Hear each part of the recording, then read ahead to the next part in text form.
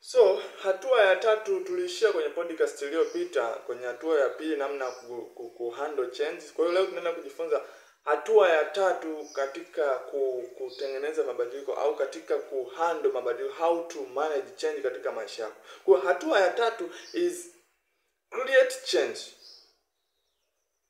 Tengeneza mabadiliko, because change is an opportunity. Mabadiliko ni fursa. Kama kulikuwa kuna changamoto fulani na ilikuwepo na ipo na maybe unaitegemea kuwepo, maybe baadaye utakuwa kuna uhitaji wa maji sehemu fulani.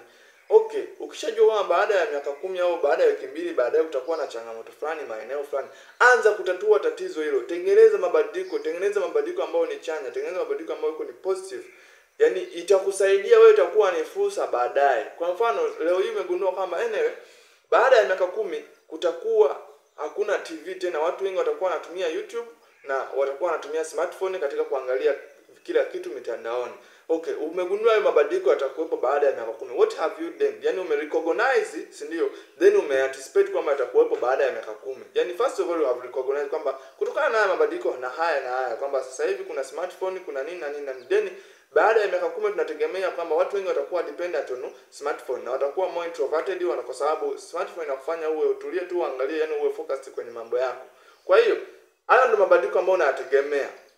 Na kama hayo mabadiliko unayotegemea, then angalia what the opportunity it will be there. Yani ni opportunity gani ambayo itakuwepo? Fursa gani itakayokuwepo? Utakuwa kutakuwa kuna fursa maybe ya kuuza smartphone, kutakuwa maybe kuna fursa ya kutengeneza channel binafsi ambayo unatoa maudhui yako binafsi, kwa sababu katika YouTube au katika mitandao mtu anakufollow wewe mtu binafsi. Kwa hiyo kama Diamond anakuwa anafollow Diamond na anapata content zote kuhusu Diamond. Kama ni mtu fulani yoyote ile, umeona?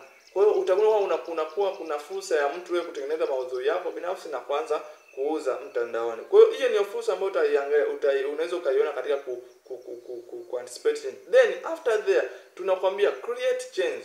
Watu waliofanikiwa ndio wanaotengeneza mabadiliko. Hasa mabadiliko wanatengeneza in form of opportunity na kuwa fursa baadaye. Kwa hiyo tengeneza mabadiliko ambayo itakuwa fursa yako baadaye. Kama umegundua kama baadaye kutakuwa kuna uhitaji sana wa madaktari ambao maybe utakuwa kuna ugonjwa fulani au hata sio ugonjwa fulani, unaweza kuwa ugonjwa uliopo huu, lakini kwenye eneo fulani kutakuwa hakuna watu wanaweza kutatua hiyo tatizo. Kwa hiyo wewe anza kusoma, invest katika hicho kitu, na baadaye wewe utakuwa una fursa katika umeanticipate, umerecognize, then you create change. Siku zote mafanikio yapo katika kutengeneza mabadiliko ambayo ni chanya. Yaani wewe kama kuna changamoto, wewe tengeneza suluhisho. Yaani create change. Hiyo ndio namna ambayo unaweza kufanikiwa katika kumanage mabadiliko. Kwa hiyo hii how to create change yenyewe tunaifanya in present. Recognition huwa inafanywa in past, then anticipation au expectation of change huwa inafanywa by looking at the future, then creation of change huwa tunaifanya leo sasa hivi. Tengeneza mabadiliko kwenye mazingira yaliyokuzunguka. Angalia changamoto inayokuzunguka na utengeneze mabadiliko. Create change, create a positive change, harmonize things in your own way. Tengeneza mabadiliko ambayo yanakusaidia wewe. Kwa hiyo hizo ndo namna tatu ambazo tunaweza tukamanage au tukahandle mabadiliko katika maisha yetu.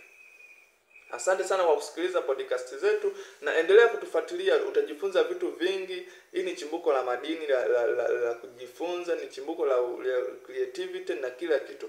Kama kuna kitu hujaelewa, subscribe, lakini pia endelea kutufollow na ucomment. Toa comment yako. Comment yako ni muhimu sana. Itatusaidia sisi kujua sehemu gani hujaelewa na kuendelea zaidi kufafanua. Lakini pia kama una swali lolote kuhusu maisha, hata kama sio managing change, lolote leo unaweza kauliza, ukatoa hapo comment, tutafuatilia na tutaweza kukujibu. Asante sana. Thank you so much.